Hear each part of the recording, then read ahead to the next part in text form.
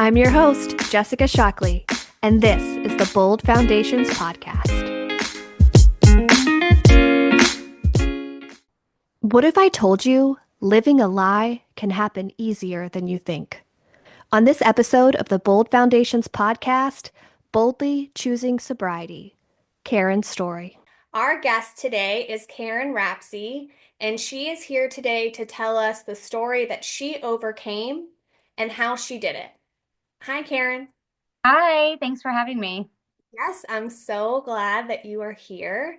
So tell me about just where things are now, like where you are now. You have this family. What's life like today? Life is great. Definitely very excited to be where I am. I turned 37 on Monday, February 3rd.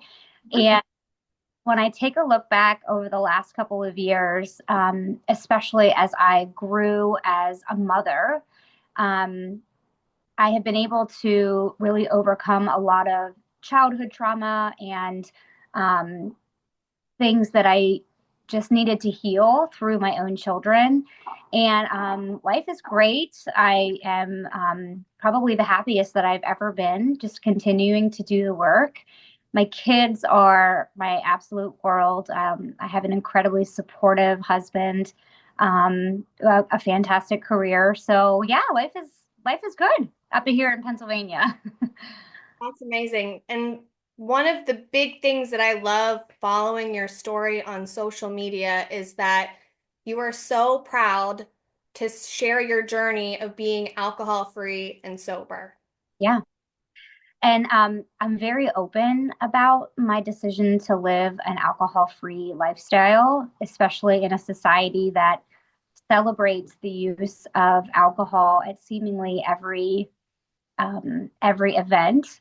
Um, it was definitely an extremely hard thing to, and sometimes it still is, to kind of work through some feelings of feeling like I'm missing out, but me and alcohol didn't mix. It didn't mix with my mental health. And in sharing my experience so vulnerably over social media, um, sometimes I feel silly over the things that I share, but people are watching and they communicate with me directly.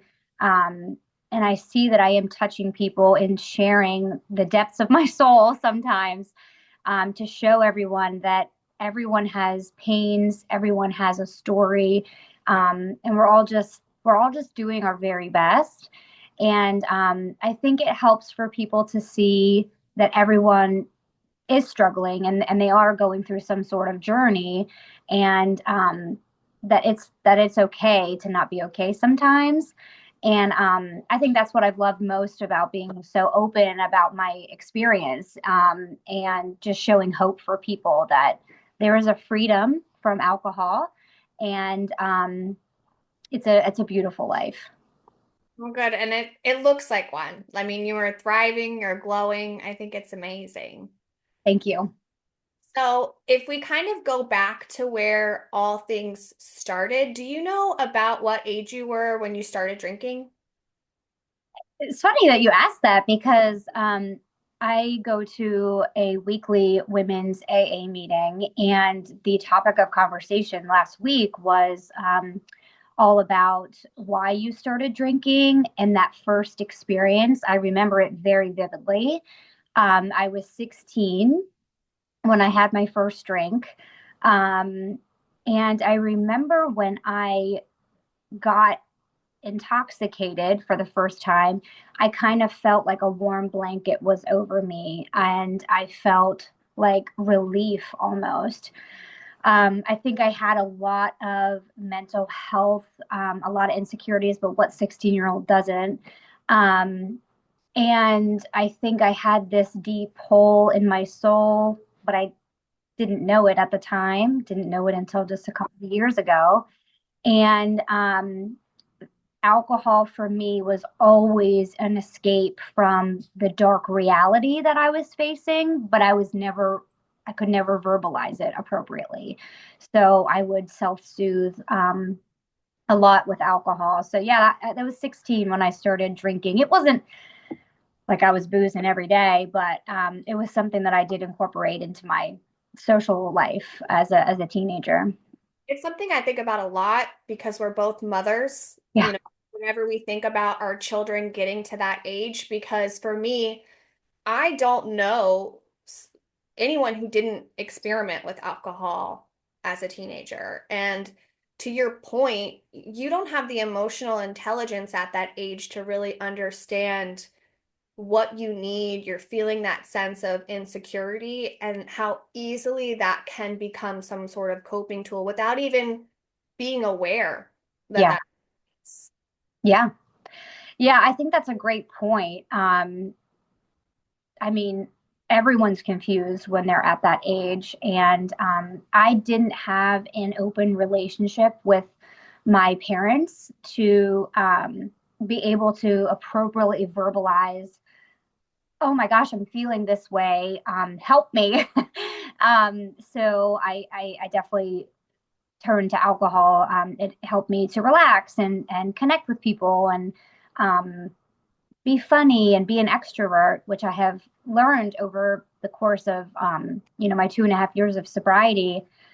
I don't really think I'm an extrovert at all. I think that I used alcohol to be this outgoing and fun, loving, boisterous person. And to your point about not feeling comfortable in the moment to speak to your parents, I mean, I think that's a really common thing Mm-hmm. at this age where you're really starting to experience some independence. And I think often, at least when we were growing up, a parent that did have that kind of relationship with their children was probably a unicorn. I mean, I Yeah, could probably think of a couple of people that I grew up with that probably had that type of closeness, but most of them didn't. yeah, yeah. I would agree with you on that for sure. So when you started drinking, you said that it gave you some sort of sense of comfort. And was that only in a place of like a high school party? Is that where you sort of were experimenting at the time? Yeah, yeah, I would just say with close friends in high school, as many teenagers in our day did. Um, I wasn't certainly wasn't drinking alone. I didn't drink at my house. My parents weren't drinkers. They never had alcohol in the house. If they did, it was beer that was expired. So yeah, it was just in a social setting and trying to fit in and trying to find my place in the world, which I think that that's a lifelong journey and a big undertaking to seek for yourself as a teenager. But that's kind of what I was doing at the time.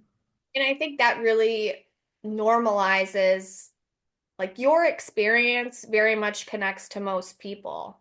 I mean, you're just a teenager at a friend's house, at a party, having fun because it's making you feel like you're more fun and you can fit in. Yeah, exactly. Your story isn't of someone who's just in their room drinking alone as you started. I mean, it's your relationship with alcohol started like everyone else's probably. Yeah, definitely. So you were enjoying it, and then at what point in your life did you feel like it stopped being comforting and fun, and what did that experience look like for you? Yeah, so I went to a 4 year college, and I obviously partied a lot in college. Only alcohol. I never experienced with other substances, um, and I would say I kind of always knew for me personally, I was a very much a binge drinker, and I would get to an event and I would get as drunk as I could, as fast as I could, and then that social anxiety would dissipate. Um, I would say my drinking really took a unhealthy turn. I had a pretty traumatic experience when I was around 25. Um, and I really leaned into alcohol to help me with that. Um, and that's kind of when was that? I guess that would have been around 2013. Um, I noticed like I was feeling all of this pain and I would suppress it greatly with alcohol, right? So then as I got a little bit older, I didn't drink necessarily. Like there were some months I would not really drink a whole lot. And then I had my first child, and quitting alcohol for me when I was pregnant was not an issue at all. And even after I had my first child, I didn't run back to the drinking. But when life got hard, I needed that comfort. I needed that it didn't matter, I was a suppressor. I suppressed and suppressed and suppressed.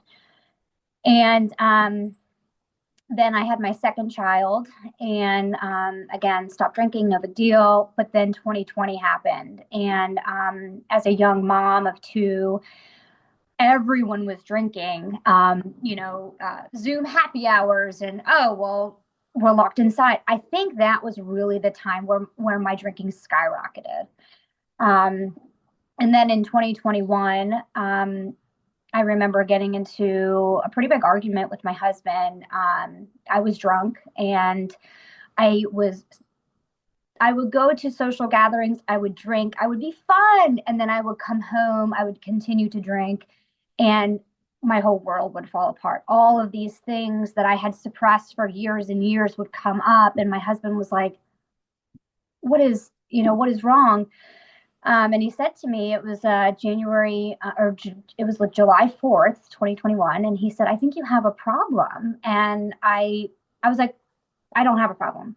So I stopped drinking for 30 days and I thought, oh, well, I'm cured. But then after the 30 days was over, I just went right back to, the same kind of habitual habits. Um, and then in the beginning of 2022, oh my gosh, my mental health was just totally in the toilet. I would go through these cycles. I would drink on Thursday night after work, and then I would continue to drink during the weekend, and then Sunday would come, and I would be like, well, I can't drink. I have to go to work the next day, and I would have these monster panic attacks. And then I have to go to work the next day. And it was just the cycle that just kept happening. So I would suppress all week. And then I would get to Thursday and I'm like, okay, I can finally breathe. I can have comfort. I would come home. I drank out of boxed wine, so my husband couldn't tell how much I was drinking. I would take them to the recycling bin so he didn't see them. I would go to the liquor store, buy a couple boxes, keep it in my truck. Like all of these things that I thought were normal, right? Like I'm just this mom and I'm stressed out and I'm just gonna have wine to help myself. Um, and I was like, remember journaling one night and I thought to myself, like, do I do I have a problem with alcohol? And I thought, no, I don't. I could never picture myself without that crutch of alcohol. That was probably my rock bottom. I wasn't living under a bridge. I wasn't brushing my teeth with vodka in the morning, but mentally, I would call the suicide hotline at 2 o'clock in the morning, just a total disaster. And I knew that that wasn't normal, and I knew that I needed a big change, but I was absolutely terrified to do it. Well, I think that you have done an incredible job for yourself and you should be really proud. Oh, thank you. But listening to that part of your story, a couple things resonated with me. I think that society has created this image that a problem with alcohol very much looks like what you said, being, drinking under a bridge or something along those lines, when in reality, there are so many people walking around with a problem with alcohol and have no idea because they're taught when you have a hard day at work or you have an argument with someone, you relax and you let all of that tension fade away by just having a drink. Yep. Your story of saying, you're drinking and then you stop drinking and it creates out anxiety and then it's just this cycle. I just wonder how many people don't recognize that. Yeah. Yeah. It's a lot of people have reached out to me personally, saying that they can resonate so much with their story because it's basically their story. And you know, my twin brother, he's been in recovery for almost 11 years now. And I remember calling him a mess. And Michael is very even keeled. I mean, he's okay, like, what's the problem? Like, let's talk about this. And here I am blubbering on the phone. And I said, I don't have a problem with alcohol, but I just don't want to drink it anymore. And he just listened very non-judgmentally, and he said, well, what would your life look like without it? And Question. I was like, well, I'm never going to stop drinking. I'm just going to take a break from it. And he suggested I go to an AA meeting, which to that I squawked. I said, no, I'm not an alcoholic. I just don't want to drink anymore. And he's like, well, why are you calling me? Like, what is the point of this call? My brother's my best friend, and knows the intricacies of my soul more than a lot of people. So that was my very first. I went to my very first AA meeting shortly thereafter, completely shattered. I mean, my world was shattered, and that's where I found true freedom was in AA and just letting it all out there. Yeah. Yeah. I am a firm believer, and this is only a very recent realization for me, that life will try to whisper lessons to you, but if you don't listen, it's Hmm. just gonna keep coming louder and louder. Yeah. And you talk about the fact that you were seeing but not seeing that it was sort of a coping tool for you, and then your husband brings it up to you, and then you're having this emotional response, and then your brother, it's getting louder and louder for you. And it's hard sometimes because, for myself, I can feel if someone would tell me in any aspect of my life, you have a problem with this, I Yeah. would, what do you mean? Yeah. Yeah. And that's the ego talking, right? That's, the ego is so powerful. And when you listen to your ego, you're not listening to your higher power, whatever your higher power is.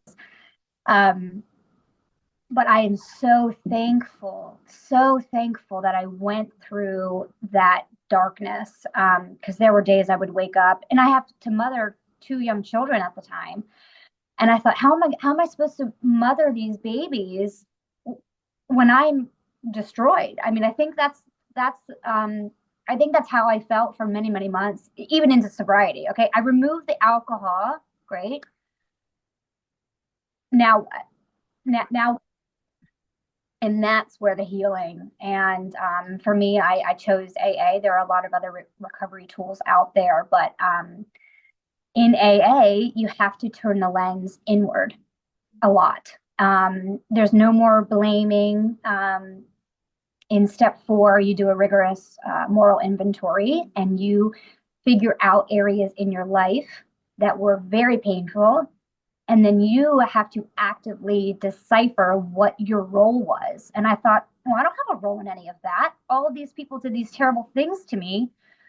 I don't have any role in that. And my sponsor, who so gracefully guided me through that, that was a couple months of really hard work for me to kind of look and see where my role in all of that was. And I think when we can turn the lens inward, admit when we were wrong, it really kind of knocks you off your pedestal. And you got to give yourself some grace and know that, okay, I was wrong here. I did play a role in that. But then that just launches you to just be more authentic and just to live a more authentic life. Yeah, I read recently that when you speak from your ego, as you mentioned, you're speaking from me against you, and you're wrong, and I'm right. And when you speak more from your true self and your soul, you're speaking more with respect and kindness and fact. And, a lot of times a lesson that I've had to learn in my life is in those situations where you feel wronged, you can't control them. You Yep. can't control what they have done to you. You can only control how you react to it and how you move forward. And you mentioned the alcohol, to me previously that it was kind of a mask. Yeah. So Yeah. now, by removing that mask, you're giving yourself such an opportunity to have that self-reflection and figure out how can I move forward from this, which Yeah. is so powerful. And I can't tell you how enamored I am with you and your journey. I just think it's very, very strong and powerful. Oh, thank you. Yeah, the mask of alcoholism is it's so sad for me when I look back on that mask that I had on. I wanted everyone to think, I didn't have, my parents provided for me physically everything, and I had a tremendous childhood. There's no doubt about that. I'm very thankful for my parents. They did the very best that they could do. But I think we all come with trauma, and perhaps it's not physical trauma, sexual trauma, but emotional trauma is something that I think a lot of people overlook. And I don't have physical scars from my from specific things that happened to me, but we all experience trauma, and it's not about what happened to you, it's about what happened inside of you psychologically. That is the real trauma, and those are building blocks for how you're going to face hard things in life, right? So for me, I always thought, well, I nothing bad ever happened to me. I don't even know why I feel this way, and that's when I would really lean into the alcohol, because these voices in my head were saying like, you're not good enough, you're a terrible person, you're weak, you have no power, and drinking would help to kind of quiet those voices a bit. But really, it was just adding fuel to the fire, because I was so broken inside, mentally, emotionally. And when I was using alcohol, I could never adequately pinpoint what it was that I needed to heal. So when I removed the mask of alcohol and finally surrendered to this idea of I need help, I can't do this on my own. I need a lot of help. That is where you lay it down, you take off the weight that you feel on your shoulders, and that's what AA provided for me, and all of the great amazing women that I've met, is when you have the vulnerability to say, I am hurting, I need a lot of help, and then you let that help in. I think especially as women, we don't want to ask for help. We don't feel like we need it. We're mothers, we're workers, we're providers. We take care of all of the things, but who's really taking care of us? And that for me over the last 2.5 years is Karyn's going to take care of Karyn, and own up to a lot of things, and finally admit that I'm a flawed individual and I need a lot of help. And that's okay. Hurt in a car accident? It's time to lawyer up with Shockley Polino Personal Injury Attorneys. The law firm of Shockley Polino is dedicated to protecting the rights of our clients and providing personal attentive service. If you've suffered a personal injury, our lawyers have the knowledge and experience to manage your case to a successful outcome. At Shockley Polino, our firm was built on the notion of putting the client first. Reach out to us today at spjustice.com or call 727-498-8771. Offices St. Petersburg and Clearwater. And I think we all are, like you said. I mean, regardless of any sort of physical event, we all have some sort of emotional trauma that we've carried with us. For sure. And I don't know how many women that I know that don't feel the insecure feelings that you said you were experiencing. That at least in seasons don't feel like they're not worthy of something Yeah. or confident enough to do it. Yeah. And I just recently had a conversation with a friend to your point about being a mother. and how you feel like you have all this extra weight on you. Like if you don't do it, who else is going to? Yeah, That really pins you in a corner sometimes. it does. And I think a lot of it comes from the ego as well, is I have to control the situation. I have to come up with all of the possible likely scenarios of what could happen, what could go wrong. Um, and that's when you have to kind of release control a little bit and let other people help you, which is just a kind of foreign concept. At least it was for me. I think it is for a lot of women because of that responsibility that I don't know why we put on ourselves. Oh, yeah, Yeah, yeah, it's a common thing. I mean, parts of your story, if not most of it, it's what every other woman I know is dealing with. yeah. And even if you don't have necessarily a problem with alcohol, right?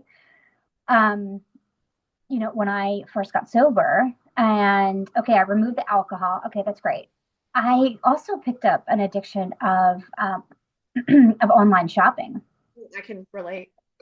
And I started noticing, my husband's like, "Oh my gosh, there's like a lot of packages coming to the door a lot." And I said to myself, there's that dopamine hit. Okay, I'm add it to the cart. All right, then I'm going to remove it and I'm going to add a couple more things. I'm going to press buy and then I'm going to receive this dopamine hit when it arrives, right? So I think a lot of people have these kind of clutches, both unhealthy and dare I say healthy? I'm not sure, but I think we're all kind of looking for a way to kind of ease this. Oh my gosh, I'm not good enough. And social media is such a factor here, right? And I get caught in the loop of like looking at other people's houses or um what they got their kids for Christmas or Valentine's Day is coming up, like Valentine's decorations, like should I decorate my house for Valentine's, like what should I do for my kids, so it's this constant comparison. And when you remember that social media is fake and a lot of people have similar issues that everyone faces, it kind of takes the power away from that. That really hit me. I mean, even back when you were talking about using the box wine so your husband wouldn't see how much you drink. I mean, I can't be alone in hiding the Amazon boxes. Yeah. My husband doesn't see how many purchases, but I think the theme with all of this, with your story with alcohol and these other coping mechanisms like that quick dopamine, they do go back to the influence, and social media is a big culprit of that. So I would love to hear a little bit more with your alcohol journey. What sort of influences online or in person, what changes did you have to make in order to stay sober?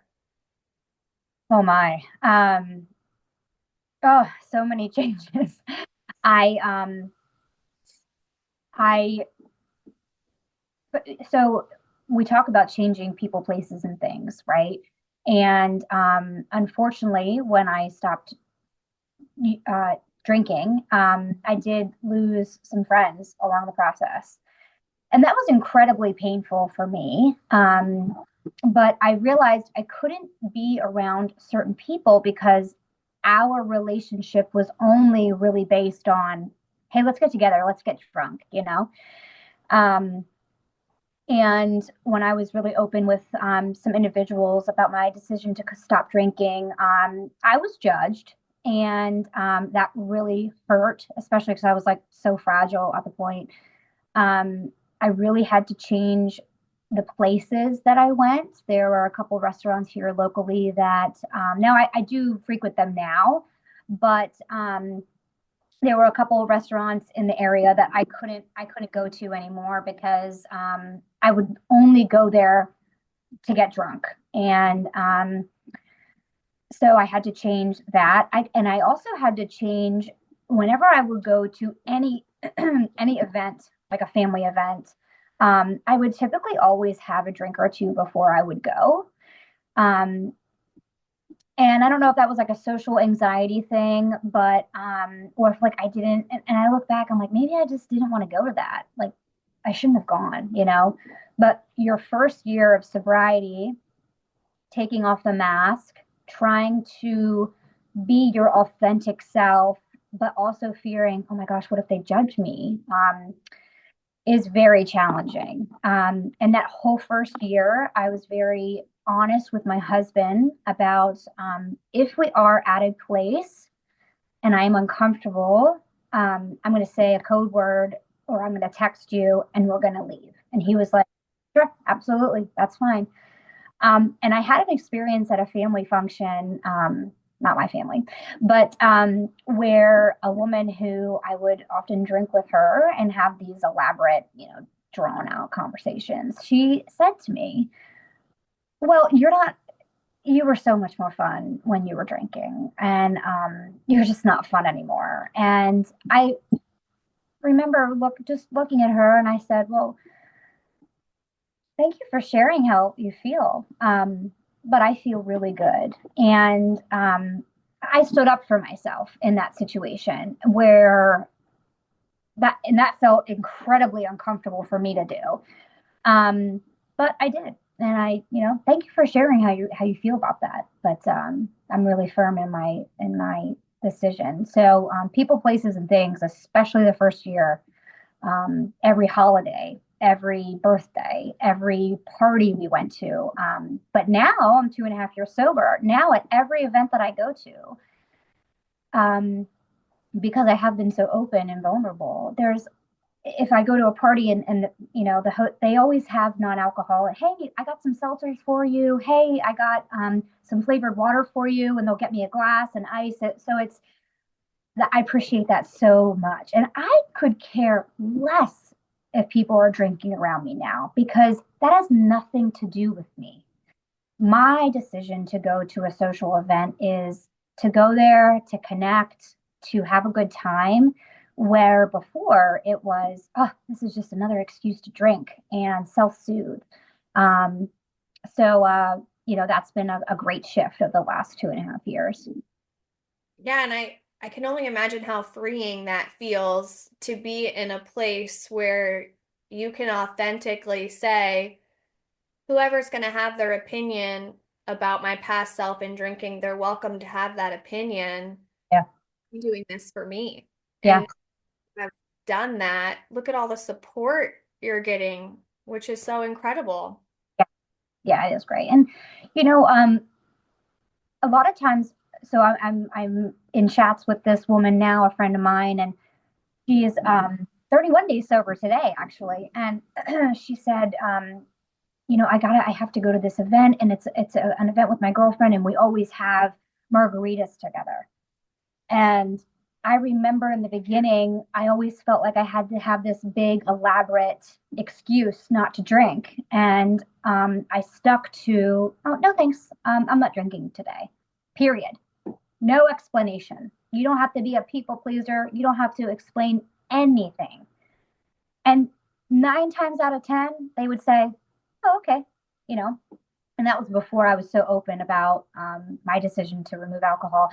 So she did that, and this was like 14 days into her sobriety, and she said, "Oh, my friend said, oh yeah, I'm not drinking either. I have something I'm doing. I'm not drinking for a couple weeks." And I was like, "See, if you're just rigorously honest, um, there's so many benefits to that." I feel like I really needed to hear that because I had shared with you prior to our call that I've decided to stop drinking. And I think I said I'm 123 days Yeah. out free. Um, Yay. That is something that I am struggling with that I didn't even really realize it till you said it, is being out somewhere and what are they going to think about me when I'm saying I'm not drinking? Do I need to add more flavor to it? Hmm. So I really love that Yeah. mission to just say, I'm not drinking today, period. Yeah.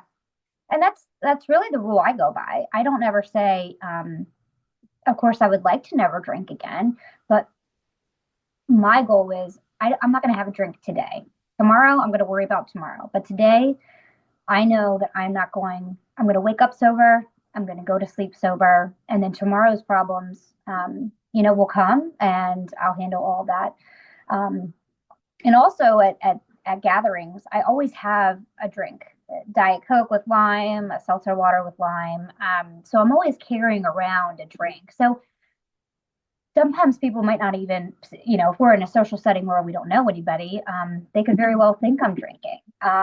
See, But that's what gets me is I feel like I'm in this space where I need to hold that drink to give the illusion that I'm drinking so people don't talk to me about it or judge me or create their own story about why I just decided I don't want to drink anymore. yeah, yeah. And it poses the question, and I often think about it, what good does alcohol bring to me? And it was never anything good. But a lot of people, my husband can drink, we'll go out to dinner and he'll have half a beer. And I'll look at his drink and I'm thinking, are you going to finish that? And he's like, no.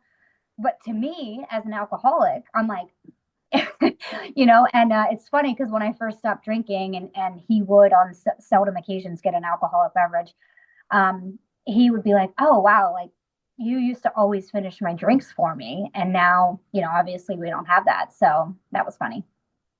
Yeah. So what was that like when you first decided to stop drinking? Did he stop with you in that time, or was that something you sort of had to face? Um, my husband has been unbelievably supportive, and verbally supportive of me not continuing, me removing alcohol. He was never the type to drink at home ever. And it was always me. So he was great in the beginning. He didn't drink at all. And sometimes, even still, when we go to events that one of the things that sobriety has given me is the freedom to be so honest and not be afraid to say, hey baby, I'm really anxious about XYZ. And a lot of times family gatherings, if it is a large one, I do sometimes still get anxious about those. Not necessarily because I don't want to be there, but because, if I was feeling some sort of way before, I would lean on alcohol as a crutch. So sometimes, we'll have a conversation and I'm honest with myself and honest with him. And I say, hey, I'm feeling anxious about going to this event. I know there's going to be a lot of alcohol there. I know everyone's going to be drinking. And without skipping a beat, he'll say, I'm not going to drink. We're going to be there. And whenever you want to leave, we're going to leave. And old Karyn would have never verbalized that need.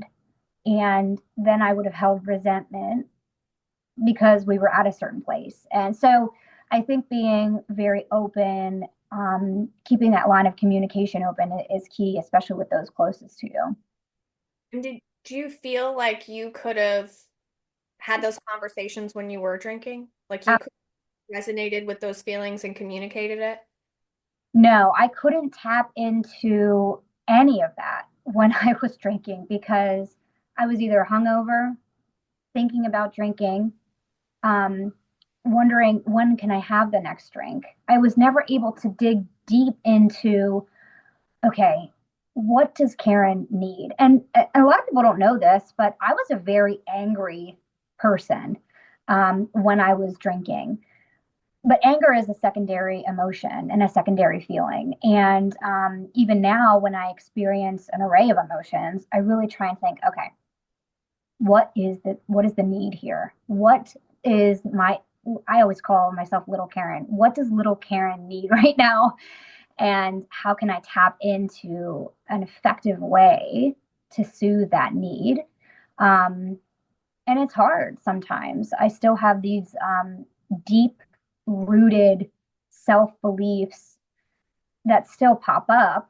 They're ingrained in me, they're ingrained in everyone. And as long as we can kind of tend to those inner children of ourselves, you can ease those things. And a lot of that just comes with open communication and not being ashamed of having feelings or having a certain thoughts about things. I think I always put so much pressure on myself. Why am I feeling this way? Why am I anxious to go to this event? Okay, because I'm feeling anxious about going to this event, period.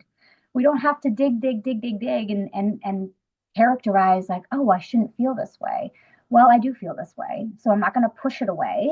I'm going to address it head on and take its power away. And just to reiterate for people listening, you were experiencing these things and you had essentially blinders up where you couldn't deal with these emotions and you were only drinking Thursday through Sunday. You were not the person like going back to the movies, the person drinking under the bridge or drinking every day. I mean, this is what probably most people's drinking habits are, right? Yeah. Yeah. I called myself a dry drunk on Monday through Thursday, um, because I was, how I look at it is I would get through Monday, Tuesday, Wednesday, Thursday, and I would suppress just everything that was hard, anything that was seemingly hard, right? An argument with a coworker, an argument with my husband, having a difficult time with my children. I'd shove it down, and I thought, okay, I can just make it to Thursday. I'll be fine. And then I would just drink all weekend. I typically started it, on like Saturdays, like, around dinner time or something. But um, I had a lot of things that I did around the house. Like I would drink on, it's funny to think of the things I did, but like Thursday nights, I'd do laundry and I would drink. And I remember the first time I went to do laundry and I thought, oh my God, like this is so weird, but everything had to change in my life. But when I removed alcohol, that's when I really met myself. I met myself at the age of 34. I think I had the emotional capacity of that of like a 5-year old, really. I mean, I never was able to express any sort of emotion, whether it be happiness, anger, sadness, frustration. Um, I always thought emotions were inherently bad. Why do you feel that way? And now I see in my children, I get triggered when they are expressing these deep, deep emotions. But it's because when I was a child, I wasn't soothed. I was go to your room. Nope, nope, stop, stop, stop, stop, stop, stop, stop.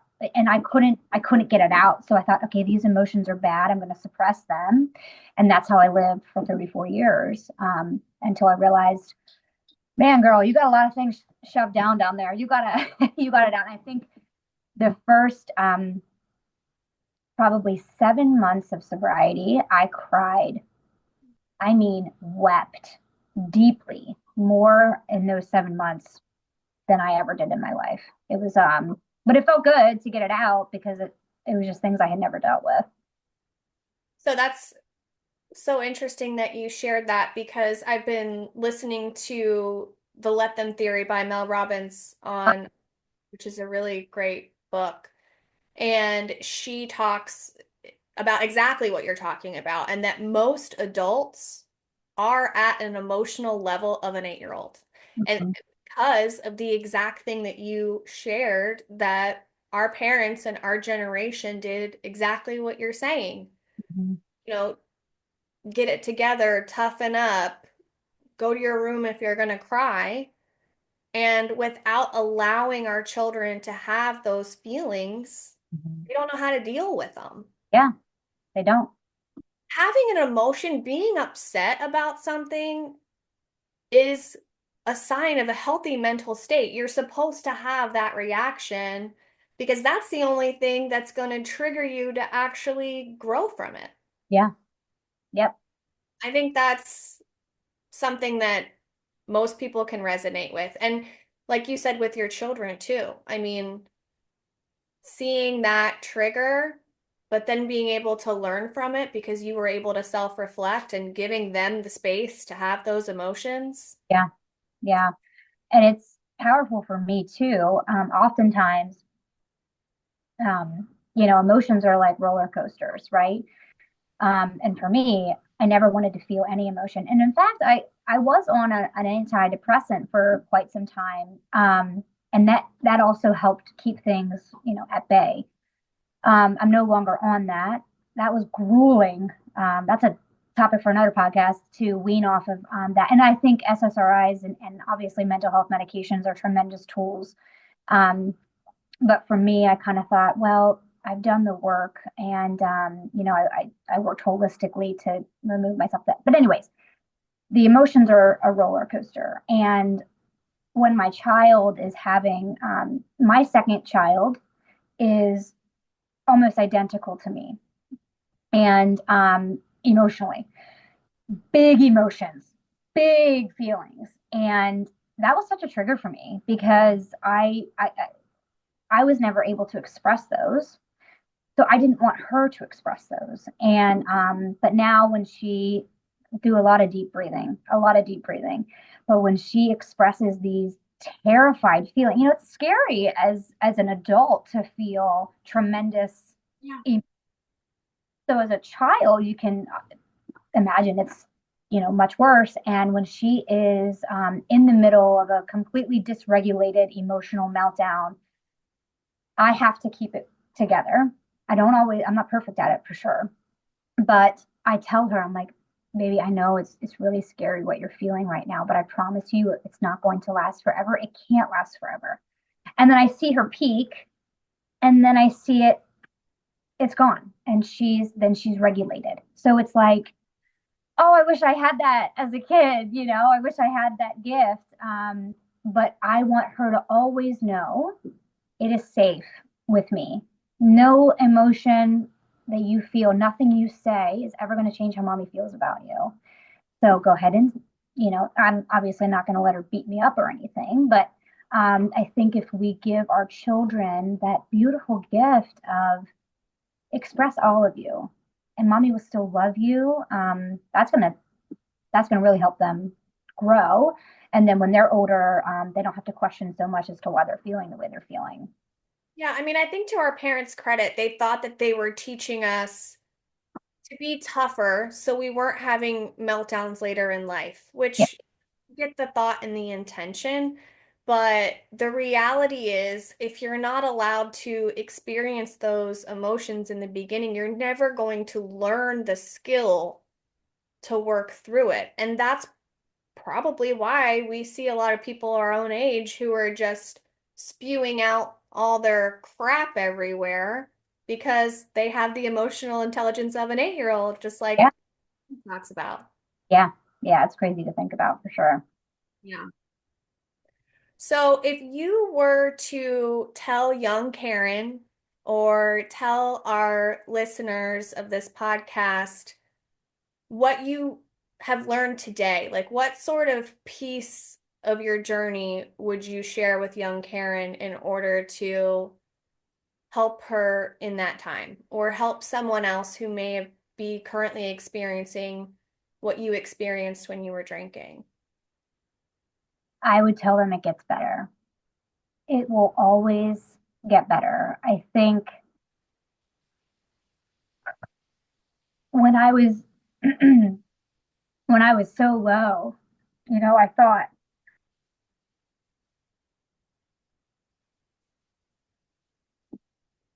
I just didn't see a way out of it. Um, I didn't see it getting better. There was no hope for me. Um, I didn't want to live anymore. And that was a really scary thought to have. Um, but I would tell her it gets better. It will always, always get better. And, it's cloudy here in central Pennsylvania right now, but there's sun behind those clouds. There's always sun. And you can't go around hard things in life. You have to go straight through them. And it will get better. That is the one thing I always tell my kids when they're experiencing anything that's hard for them. It's hard right now and it sucks, but it will get better. I promise you it will get better. I think that you're just a testament to show that that is the truth. Yeah. And I think it's really hard when people are just in Hmm. it that way and through that lens. But I think hearing you talk today is just at least a glimmer to know that their story, which is probably so relatable to yours, it does get. Yeah. It's amazing. It's I'm thankful for my journey because it led me to where I am today, and the healing and the freedom I feel is indescribable. Well, you are an inspiration, and Oh, I so, appreciate you sharing your story so much. yeah, I'm so thankful that you gave me the opportunity. Thank you so much. You're welcome. I think it's very brave every step of the way, every step that you took to look at yourself, which is probably the hardest, I would guess. Yeah. Hmm. Every step you took after that, it's very, very brave. Oh, thank you. Thank you so much. Well, to our listeners, I wanted to share that on March 7th, which is a Friday from 9 a.m. to 12:30 p.m., I'll be hosting a free women's event at the Safety Harbor Art and Music Center. In lieu of ticket price, we do ask that you make at least a $5 donation back to the Safety Harbor Art and Music Center. For every $5, you'll be automatically entered for a chance to win a spa gift card and other prizes. The registration link will be available on the website. We'll talk about bold foundations that you can make for yourself that will help you through things just like what Karyn experienced herself. And again, I just want to thank you so much, Karyn, for coming. I really, really appreciate it. Yes, thank you for giving me this opportunity. I really enjoyed it. Thank you so much. Did this episode of Bold Foundations inspire you? Or can you relate? Maybe you have your own story to tell.